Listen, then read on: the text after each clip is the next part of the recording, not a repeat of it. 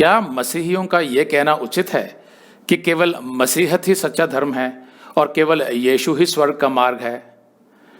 जब भी कोई मसीह ऐसा कहता है तो सुनने वाले को इतना अच्छा नहीं लगता, क्योंकि उसे इस कथन में अहंकार दिखाई देता है और साथ में उसे यह भी लगता है कि अच्छा, तो ये कह रहा है कि केवल इसका धर्म ही सच्चा है, मतलब बाकी सब धर्म तो झूठे हैं और बाकी सब ईश्वर भी झूठे हैं, केवल यीशु ही सच्चा है। तो सवाल उठता है कि क्या मसीहियों को ऐसा कहना चाहिए? अब कुछ मसीही यहां पर कहेंगे कि भाई सच तो सच ही होता है, और अगर आपको किसी को सच बताना है तो आपको ऐसा कहना ही पड़ेगा कि केवल यीशु ही एकमात्र मार्ग है स्वर्ग का, और केवल मसीहत ही सच्चा विश्वास है जिससे किसी का जीवन बदलता है।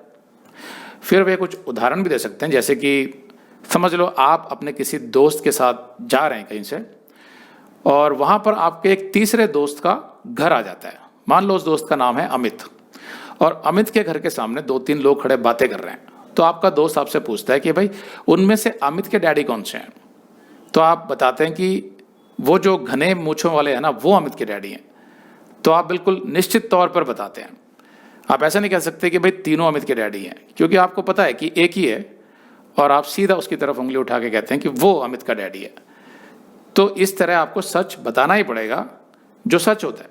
तो इस तरह के उदाहरण वो दे सकते हैं। अमेरिका में एक सर्वे हुआ था, उनमें मसीहियों से पूछा गया था, तो जितने भी लोग अपने आप को मसीही कहते हैं, प्रोफेसिंग क्रिश्चियंस, उनमें से 65% लोगों ने यह कहा कि केवल यीशु ही उद्धार का मार्ग नहीं है, केवल यीशु ही स्वर्ग जाने का मार्ग नहीं है, दूसरे भी मार्ग हैं।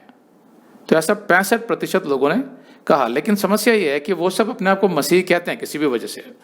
हो सकता है कि उनकी पीढ़ियां चर्च में जाती हों, मसीही हों, तो वो भी जब पैदा हुए तो वो भी जाने लगे, उन्होंने वही धर्म अपना लिया। किसी भी कारण से वो अपने आप को मसीही कहते हैं, लेकिन 65% लोग ऐसा मानते हैं। आज की डेट में अमेरिका में, तो आप सोच सकते हैं कि अमेरिका की मसीहत की क्या हालत है। 65% लोग ऐसा कहते हैं। लेकिन सवाल यह है कि जब भी कोई सच्चा मसीही ये कहता है कि केवल यीशु ही स्वर्ग जाने का मार्ग है, तो वो मुसीबत में फंस जाता है। तो अब क्या किया जाए? ये तो समझ आ गया हमें कि जब आप बताते हैं यीशु के बारे में तो लोगों को इतना बुरा नहीं लगता, लेकिन जैसे ही आप एक्सक्लूसिविटी क्लेम करते हैं कि यीशु के अलावा दूसरा कोई परमेश्वर नहीं है, वहां आप मुसीबत में फंस जाते हैं। तो क्या करना चाहिए, मैं आपको समझाता हूं। एक होता है ऑब्जेक्टिव ट्रूथ। ऑब्जेक्टिव को हिंदी में बोलते हैं वस्तुनिष्ठ या पदार्थ संबंधी, और एक होता है सब्जेक्टिव, जिसका मतलब होता है हिंदी में व्यक्तिपरक या आत्मपरक। अब उदाहरण के लिए, अगर कोई कहता है कि हमारे सौर मंडल में सिर्फ एक ही सूरज है, तो ये एक ऐसा सच है जो सबके लिए है, उसको बोलते हैं ऑब्जेक्टिव। लेकिन अगर कोई कहता है कि भाई मुझे पीला रंग पसंद है, मेरे हिसाब से तो पीला रंग सबसे अच्छा होता है, तो ये बात सब्जेक्टिव होगी, व्यक्तिपरक होगी। यानी उसको अच्छा लगता है, उसके हिसाब से वो सबसे अच्छा रंग है, लेकिन दूसरे को हरा या नीला भी हो सकता है। तो ये हो गया सब्जेक्टिव। तो जहां तक बात है अमित का डैडी कौन है, वो ऑब्जेक्टिव ट्रूथ है, यानी कि वस्तुनिष्ठ, जिसको कई तरीके से साबित किया जा सकता है कि भाई जितने भी लोग वहां खड़े बातें कर रहे हैं, उनमें से जो घने मूंछों वाला है वही अमित का डैड है, दूसरा नहीं है। इसको साबित भी किया जा सकता है। लेकिन जब बात आती है परमेश्वर की और किसी भी धर्म पर विश्वास की, तो वो सब्जेक्टिव हो जाता है, मतलब व्यक्तिपरक या आत्मपरक। सबके अपने अपने अनुभव हैं, और कोई भी परमेश्वर को 100% साबित नहीं कर सकता। उसके ऐसे प्रमाण नहीं दे सकता कि 100% साबित हो जाए कि भाई यही परमेश्वर है। तो जब हम बात करते हैं परमेश्वर की और विश्वास की, तो उसमें जिससे भी हम बात कर रहे होते हैं, उनके भी अपने कुछ विश्वास हो सकते हैं, उनके भी अपने कुछ अनुभव हो सकते हैं उनके जीवन में परमेश्वर को या किसी धर्म को लेकर। तो पहले तो आप इस बात को ध्यान में रखिए कि आप जिससे बात करने जा रहे हैं, जैसे आपका कुछ विश्वास है वैसे उसका भी हो सकता है। फिर ये भी हो सकता है कि वो मनुष्य जो है वो परमेश्वर को और धर्म को जोड़ता है अपने भौतिक जीवन से, इस सांसारिक जीवन से, और वो सांसारिक और शारीरिक और भौतिक सफलताओं को ही प्रमाण मानता है कि भाई जो ईश्वर मुझे ये सब दे देगा वही सच्चा ईश्वर है। और हो सकता है कि उसके जीवन में ऐसी सफलताएं हुई हों, उसको बहुत कुछ मिला हो जिस भगवान को वो पूछता है। तो इसलिए जब आप बताएंगे कि भाई देखो यीशु ही एकमात्र मार्ग है स्वर्ग का, या सिर्फ मसीहत ही सच्चा विश्वास है, तो उसको इसमें कोई अर्थ नहीं लगेगा, बल्कि उसको लगेगा कि जो कुछ आप कह रहे हैं वो एक मूर्खता है। ऐसा भी हो सकता है। आपने देखा होगा कि बहुत से लोग हैं जो हिंदू धर्म में, जैसे कुछ लोग धागा बांधते हैं। अब अगर कोई मनुष्य कहता है कि भाई मेरे लिए तो ये कवच है सुरक्षा का और आज तक मुझे मेरे ईश्वर ने सुरक्षित रखा है, या कुछ लोग ज्योतिष विद्या एस्ट्रोलॉजी पर विश्वास करते हैं और आपको बताएंगे कि भाई मेरे जीवन में कई घटनाएं हुई थी जिसकी वजह से मैंने ज्योतिष विद्या का सहारा लिया या ज्योतिषों से मैंने सलाह मशवरा किया और उन्होंने मुझे बहुत कुछ सही बताया, कुछ तरीके भी बताए कि आगे जो मेरे साथ होने वाला है उनसे बचने के क्या तरीके हैं, कुछ पूजा के बारे में बताया, हवन के बारे में बताया, जिससे मेरी वो सारी समस्याएं टल गई और मैं सफलता की राह पे आगे बढ़ गया और आज मैं संपन्न हूँ, सफल हूँ। अब अगर वो ऐसा कहता है तो आप कैसे उसको कह सकते हैं कि भाई यीशु एकमात्र सच्चा मार्ग है? क्योंकि ये बहुत संभव है कि वो जो मनुष्य है वो अपने भौतिक और शारीरिक जीवन, मटीरियलिस्टिक लाइफ के बाहर कुछ सोच ही ना रहा हो, वो सिर्फ अपने इस जीवन के बारे में सोच रहा है जो यहाँ पृथ्वी पर है। वो आत्मिक जीवन या अनंत काल के जीवन के बारे में उसका हो सकता है कि ना कोई इंटरेस्ट हो, ना उस बारे में वो सोचना चाहता हो। तो आपके लिए तो बड़ी मुसीबत खड़ी होगी। आप उसको चैलेंज किस बात के लिए कर रहे हैं कि भाई जो हम बता रहे हैं वही सच है और यीशु ही एकमात्र मार्ग है, और वो कह रहा है कि भाई मेरे अनुभव का कुछ नहीं, जो कुछ मैंने अभी तक किया लाइफ में और जिन चीज़ों के सहारे में चला, मुझे सफलता मिली, ये कह रहा है कि उसका कोई मूल्य नहीं है। तो जाहिर सी बात है कि वो आपकी बात नहीं सुनेगा। और वो ये भी हो सकता है कि जो भी उसके धर्म में बताया गया बचपन से लेकर वो उसको मानता हो कि हाँ भाई जो भी मुझे बताया गया मृत्यु के बारे में, जीवन के बारे में, पुनर्जन्म के बारे में मैं मानता हूँ। तो हो सकता है कि वो उसके बाहर कोई रिसर्च करना ही ना चाहता हो और कुछ सच्चाइयाँ ढूंढना ही ना चाहता हो, वो उसमें ही संतुष्ट हो। तो भी आप क्या कर लेंगे? तब आप जब बार बार ये बात कहेंगे अनंत काल के जीवन के बारे में तो वो आपकी बात नहीं सुनेगा। तो ये सब समस्याएं आपके साथ होंगी ज़रूर। इसीलिए मसीहियों का किसी को भी ये कहना कि केवल मसीहत ही सच्चा धर्म है और केवल यीशु ही स्वर्ग का मार्ग है, यह इतना उचित नहीं है। अब इसका मतलब ये नहीं है कि आप उसको सच नहीं बताएंगे, आपको बताना है, लेकिन सच कैसे बताना है ये मैं आपको इस संदेश में समझाऊंगा। अब यीशु के समय में क्या होता था, जितने भी धार्मिक गुरु थे यहूदियों के, फरीसी, शास्त्री, याजक, ये सब भ्रष्ट थे, ये परमेश्वर से दूर थे और यहूदियों को एक गलत राह पे ले जा रहे थे। भौतिक जीवन, शारीरिक जीवन, इन्हीं के बारे में बताते रहते थे, जिसकी वजह से ना तो यहूदी परमेश्वर से जुड़ पाते थे, ना उन्हें अनंत काल के बारे में कोई विश्वास हो पाता था। तो यीशु ने आके जब सच्चाइयाँ बतानी शुरू करी तो जिस तरीके से यीशु अपने विषय में बताता था, जिस अधिकार के साथ, तो वो जितने भी धार्मिक गुरु थे वो यीशु को घमंडी और अहंकारी समझते थे कि ऐसे कैसे बोल सकता है, क्योंकि यीशु ने कहा मैं परमेश्वर का पुत्र हूँ या मैं स्वयं परमेश्वर हूँ, ऐसा यीशु ने कहा। फिर यीशु ने कहा कि मैं आदिकाल से हूँ, इटर्निटी से, जब से समय से, शुरुआत से पहले से मैं हूँ, हमेशा से हूँ। फिर यीशु ने कहा कि सिर्फ मैं ही क्षमा कर सकता हूँ पाप और मैं ही सिर्फ अनंत काल का जीवन दे सकता हूँ। तो एक मनुष्य के रूप में यीशु जब ये सब कह रहा था तो जाहिर सी बात है बहुत से लोग ये सोचते होंगे कि ये तो बड़ा अहंकारी है। यीशु ने कहा यूहन्ना 11:25 में, पुनरुत्थान और जीवन मैं ही हूँ, जो कोई मुझ पर विश्वास करता है वह यदि मर भी जाए तो भी जिएगा, और जो कोई जीवता है और मुझ पर विश्वास करता है वह अनंत काल तक ना मरेगा। अब ऐसा हो सकता है कि जब यीशु ऐसा कह रहा था तो हो सकता है कि वो अपने अहंकार में कह रहा हो या फिर वो लोगों को धोखा दे रहा हो। ये दोनों बातें संभव थी, लेकिन यीशु ने जब भी कुछ कहा अपने विषय में ऐसा कुछ जो कोई मनुष्य आमतौर पर नहीं कह सकता, तो यीशु ने उसको साबित भी किया। कैसे?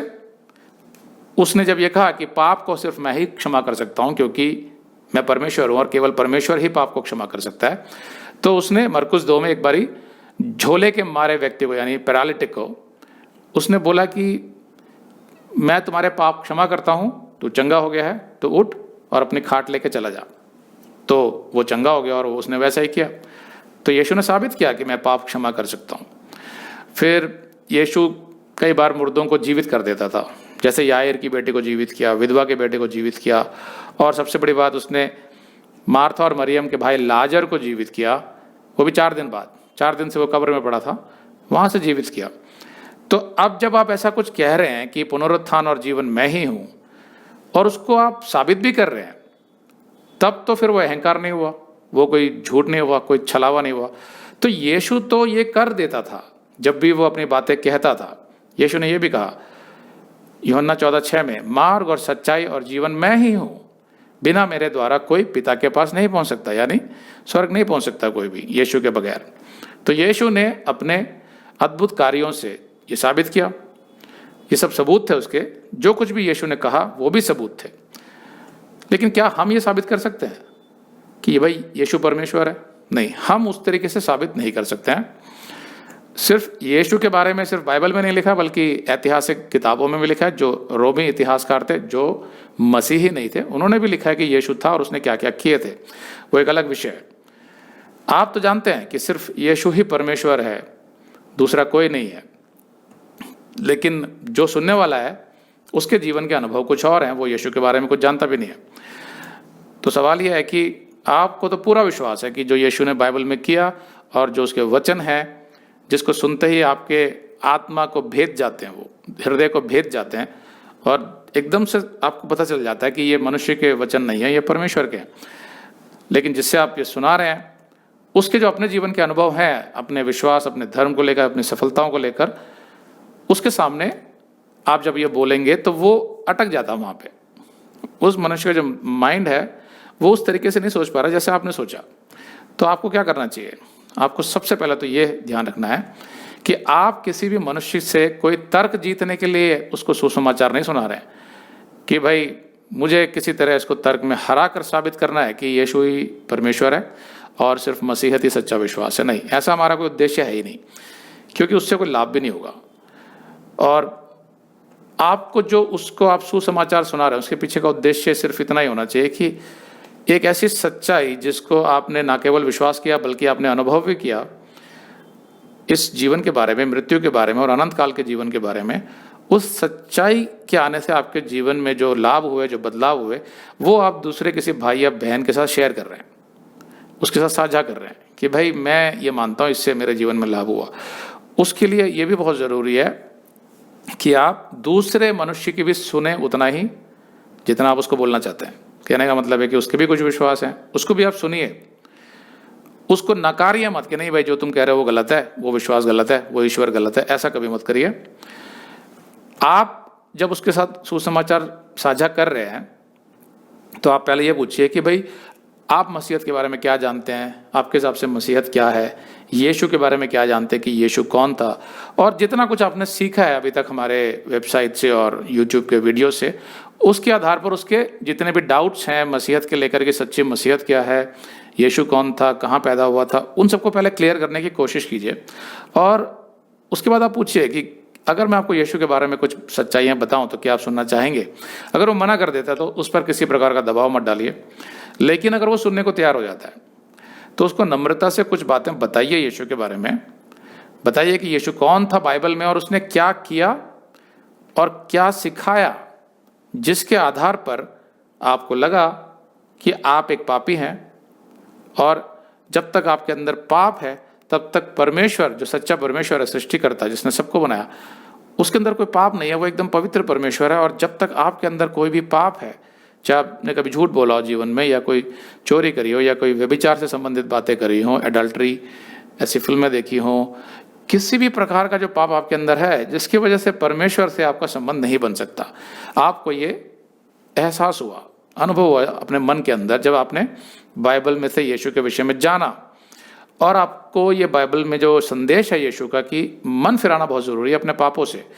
मन फिराओ मतलब रिपेंटेंस, ना केवल पश्चाताप, बल्कि पश्चाताप के बाद ये कहना कि अब मुझे समझ आ गया कि मैं पापी हूँ और परमेश्वर से मेरा संबंध नहीं है, लेकिन एक दिन तो मरने के बाद मुझे परमेश्वर के पास ही जाना है, तो मुझे जवाब देना होगा। इसलिए मैं ये निश्चय करता हूँ कि मैं अपने सभी पापों से मन फिराकर अपना जीवन परमेश्वर को देना चाहता हूँ, और जो भी उसकी आज्ञाएं हैं उसको मानकर उसके आधार पर चलना चाहता हूँ। इसको बोलते हैं रिपेंटेंस, यानी मन फिराव, पश्चाताप से ऊपर आता है वो। तो आप बताइए कि जब मैंने सुना यीशु के बारे में और यीशु के वचन को मैंने पढ़ा तो मुझे ऐसा लगा कि मुझे ये करना चाहिए, और फिर मैंने अपना जीवन यीशु को दे दिया और उसकी बातों से मुझे विश्वास हो गया कि सिर्फ यीशु ही है परमेश्वर जिसने मुझसे इतना प्रेम किया कि मेरे पापों की वजह से जो मैं नरक की तरफ जा रहा था उससे बचाने के लिए उसने मुझे अपना बलिदान दिया। आज से 2000 साल पहले क्रॉस पर जो मरा वो बलिदान, उसने मेरे पापों का दंड भुगता क्योंकि वो मुझसे प्रेम करता है और मुझे नरक जाने से बचा लिया और मुझे क्षमा कर दिया मेरे सारे पापों को जब मैंने उससे क्षमा मांगी, क्योंकि उसका दंड वो पहले ही भुगत चुका है। तो न्याय संगत तौर पर उसने मुझे क्षमा कर दिया, मेरे सारे पाप मिटा दिए और मुझे पवित्र आत्मा दे दिया जो मुझे अपने जीवन में मदद करता है पापों से दूर रहने के लिए, और अपना वचन दे दिया जिसमें सब कुछ लिखा है कि ये मुझे जीवन पृथ्वी पर कैसे जीना है। तो इस वजह से मैंने यीशु को अपना उद्धारकर्ता स्वीकार कर लिया और मैं ये मानता हूँ कि यीशु के अलावा कोई परमेश्वर नहीं है और उसके वचन के अलावा कोई सच्चाई नहीं है, ऐसा मुझे पूरा विश्वास हो गया। तो ये आप उसको बता सकते हैं कि जैसे आपका एक विश्वास है, मेरा यह विश्वास है, क्या आपको मानना है, क्या चीज़ आपको ठीक लग रही है यीशु के बारे में, ये फैसला तो आपको करना है। लेकिन मैं सिर्फ आपको यीशु के बारे में इतना बताना चाहता था जिसने मेरा जीवन बदल दिया। तो पूरी नम्रता के साथ, और साथ में सबसे ज़रूरी बात यह है कि जिसको आप सुसमाचार सुना रहे हैं, आपके दिल में ये भी होना चाहिए कि भाई इस मनुष्य का जीवन बदले और इसको सच्चा परमेश्वर मिल जाए, इसके जीवन में जो परेशानियां आने वाली है इसके पापों की वजह से उससे बच जाए और मृत्यु के बाद इसको अनंत काल का जीवन मिल जाए। ऐसा एक कंसर्न, एक सोच आपके मन में होनी चाहिए जब आप किसी को सुसमाचार सुना रहे हैं। इसलिए नहीं कि भाई मेरा काम है इसको बताना, ये माने ना माने मुझे क्या। मतलब कहने का है कि कंसर्न होना चाहिए, तभी तो कुछ फायदा है सुसमाचार सुनाने का, वरना आप किस लिए सुना रहे हैं। परमेश्वर का जो प्रेम है वो आप साझा कर रहे हैं किसी के साथ, तो आपके अंदर वो चिंता होनी चाहिए, तो वो भी एक ज़रूरी है। हमारा उद्देश्य बिल्कुल भी ये नहीं है कि जिस सत्य को हम मानते हैं वही सब पर थोपें कि भाई यीशु के अलावा कोई नहीं है, मसीहत के अलावा कोई सच्चाई नहीं है, या किसी पर दबाव डालें, ये हमारा उद्देश्य बिल्कुल भी नहीं है। हमको जो सच्चाई बतानी है वो सच्चाई है जिस पर हम विश्वास करते हैं। तो ये शब्द आप यूज़ कर सकते हैं कि भाई देखो, जिस चीज़ को मैं मानता हूँ, मेरा जीवन किसी और दिशा में था, फिर मुझे कुछ अनुभव हुए यीशु के साथ, बाइबल के साथ, मेरा जीवन किस तरीके से बदला और अब मुझे पूरा विश्वास हो गया है कि यीशु ही परमेश्वर है, मसीहत ही सच्चा विश्वास है और एक ही किताब है परमेश्वर की, वो है बाइबल।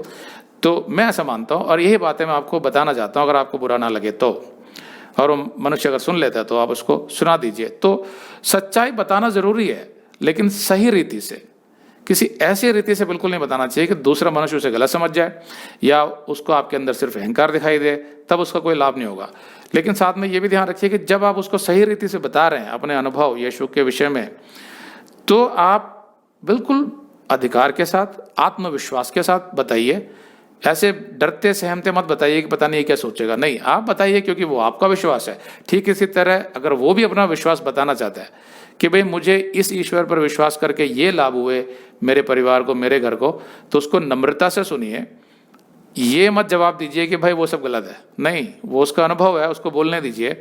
और साथ में आप अपना भी बता दीजिए, ये भी बता दीजिए कि यीशु ये समझाता है बाइबल में कि शारीरिक जीवन आज है कल नहीं है, नश्वर है। आज परिस्थितियां ऐसी हैं, कल बदल सकती हैं। आज आप चंगे हैं, कल बीमार हो सकते हैं। आज आपके पास धन है, कल नहीं हो सकता। ये सब चीज़ें चलती रहेंगी जीवन में, लेकिन आपका जो प्राण है, सोल, वो कभी मरेगा नहीं। यहाँ के बाद भी एक जीवन है जिसके विषय में यीशु ने समझाया। यहाँ का जीवन यीशु आपका संभालेगा, लेकिन साथ में वो अनंत काल का वो जीवन देगा स्वर्ग में परमेश्वर के साथ, जब आपके पाप क्षमा हो जाते हैं।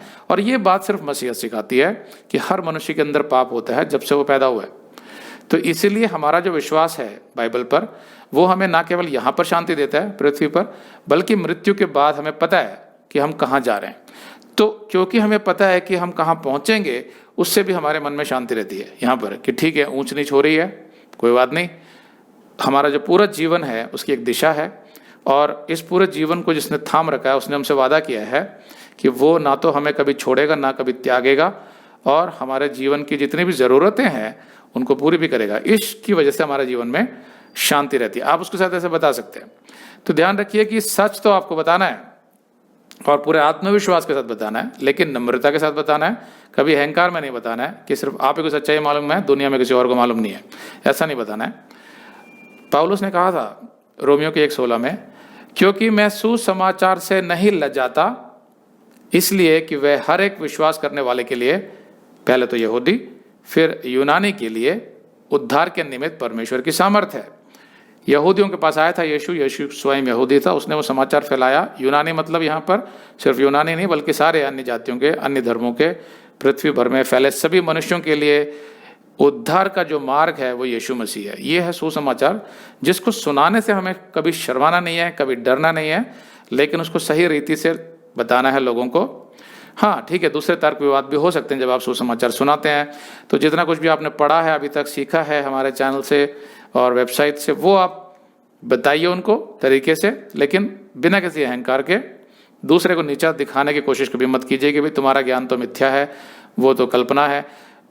वो आप जो मानते हैं मानिए, लेकिन उसको भी पूरी आज़ादी दीजिए कि वो क्या कहना चाहता है, क्योंकि मैंने जैसे बताया ये सब्जेक्टिव है। उसके जीवन के कुछ अभी तक के जो अनुभव हैं उसके आधार पर हो सकता है कि उसका कोई विश्वास हो, तो उसको आप चुनौती मत दीजिए। सिर्फ यीशु की सच्चाई के बारे में बताते रहिए और ये जरूर बताइए कि आप यीशु पर क्यों इतना विश्वास करते हैं। और जब भी आप बताएं तो हमेशा यीशु पर फोकस कीजिए कि मैं जो आपको बता रहा हूँ वो इसलिए बता रहा हूँ कि यीशु ने ऐसा किया, यीशु ने ऐसा कहा, यीशु ने ये सिखाया, यीशु ने ये क्लेम किया कि वो परमेश्वर है और मुझे यीशु की बातें सच लगती हैं, इसलिए मैं आपको बता रहा हूँ। कहने का मतलब है कि आप उसको बजाय ये कहते रहने के कि जो मैं कह रहा हूँ वो सच है, आप बताइए कि जो यीशु ने कहा वो मैं मानता हूँ कि सच है, मैंने हर तरीके से उसको परख कर देखा। तो ऐसा जब आप बताएंगे तो आप बजाय अपने ऊपर ध्यान केंद्रित करवाने के, उसका ध्यान आप यीशु की तरफ ले जा रहे हैं, तो वो उसको इतना चुभेगा नहीं, इतना बुरा नहीं लगेगा। उसको ऐसा नहीं लगेगा कि आप किसी अहंकार में बता रहे हैं सुसमाचार, बल्कि उसको लगेगा कि जिस पर आप विश्वास करते हैं, जिसको आप सच मानते हैं, जिसने आपका जीवन बदला है, उसके बारे में बता रहे हैं और जो कुछ आप यीशु के बारे में जानते हैं उसके बारे में बता रहे हैं। तो आप वो फैसला कर सकते हैं कि उसको अपने जीवन में क्या करना है।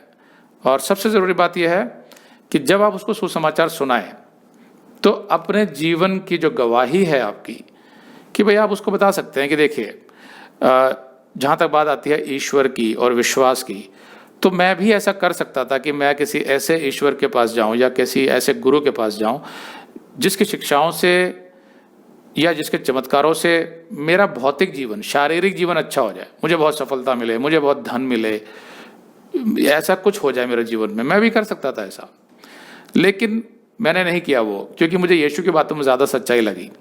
तो मैं अपनी इच्छा से यीशु के पास गया कि मुझे वो आत्मिक जीवन चाहिए जो मेरे जीवन को यहाँ पर चलाएगा शांति से, और मुझे वो परमेश्वर से मेरा मेल मिलाप ज़रूरी है, और मुझे मृत्यु के बाद परमेश्वर के पास पहुँचना है। इस वजह से मैंने वो सांसारिक जीवन नहीं चुना, अपनी इच्छा से मैंने वो आत्मिक जीवन चुना जो यीशु से मिलता है। तो मेरे जीवन की गवाही ये है। ऐसा आप बता सकते हैं कि क्या क्या बदलाव हुए मेरे जीवन में, वो आप बता सकते हैं। तो इसके लिए ये बहुत आवश्यक है कि जब आप उस मनुष्य को सुसमाचार सुना के जाएं तो आप अपने मन में जांचिए कि क्या आपने जो कुछ सुनाया, कहीं आपके मन में उस मनुष्य के लिए कड़वाहट तो नहीं आ गई कि उसने आपको गलत बोल दिया, झूठा बोल दिया, या यीशु को उसने किसी तरीके से उसने यीशु की निंदा की, इंसल्ट की। ऐसा तो नहीं लग रहा आपको? ऐसा नहीं लगना चाहिए।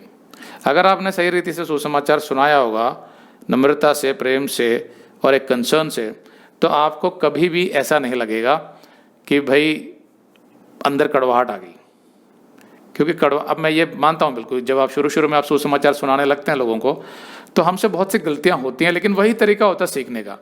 ये संदेश भी एक माध्यम है कि आप अगली बार जब सुनाएं तो इन बातों का ध्यान रखें। ऐसे जितने भी संदेश हमने दिए हैं उन सब के माध्यम से हम धीरे धीरे बढ़ते हैं। मैंने भी बहुत से संदेश सुने, तब समझ में आने शुरू हुआ गलतियाँ कहाँ होती हैं। अब गलती करेंगे तो ही तो सीखेंगे ना। तो पहले के और आपके सुसमाचार सुनाने में आपको अपने आप फर्क नजर आएगा जब आप इस संदेश को भी ध्यान में रखते हुए सुनाएंगे। हमारा मकसद ये है कि जब हम किसी को सुसमाचार सुना दें उसके बाद भी हम उसके साथ बैठ के हंस बोल सकें, या चाय पी सकें, या हाथ मिला सकें। ऐसे मोड़ पर छोड़ के जाना उसको। ऐसा नहीं होना चाहिए कि उसके मन में कोई कड़वाहट आ गई और मेरे मन में भी कोई कड़वाहट आ गई। तो ये गलतियां जैसे मैंने बताया कि मैंने खुद करी हुई हैं। शुरू में जब मैं बहुत जोश में आ गया था कि मुझे सच्चाई मिल गई है, मुझे यीशु मिल गया है, मेरा जीवन बदल गया है, तो कहीं ना कहीं पर वो अहंकार आ जाता है मनुष्य के मन में।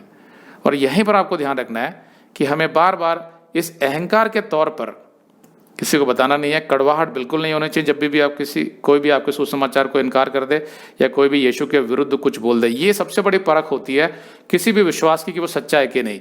कि जो आपके विश्वास को गलत बोला है और या उसकी निंदा कर रहा है आपके ईश्वर की, तो भी आपका मन शांत है, तो भी आपका मन उसके लिए कड़वा नहीं हो रहा है, बल्कि आप उसको आशीष ही देना चाहते हैं और आप शायद प्रभु से ये प्रार्थना कर रहे हैं कि प्रभु इसको सच्चाई बता। अगर आपके मन में यह आ रहा है तो ये सबूत होता है इस बात का कि आपका विश्वास, आपका परमेश्वर सच्चा है। आमीन।